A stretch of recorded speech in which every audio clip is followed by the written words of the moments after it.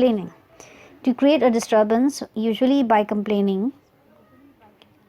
This idiom is similar in meaning to the previous idiom, but the emphasis is on the aspect of complaining rather than causing embarrassment.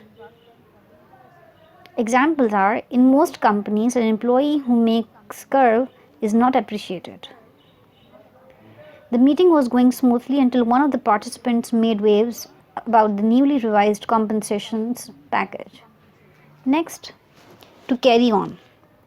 It means to continue as before, to conduct, to engage in, to behave in an immature manner. Even in the face of disaster, the inhabitants carried out as though nothing had happened. The business that John carried on so much just because his dog died, he looked depressed and cried for weeks after it happened. Next, not on your life.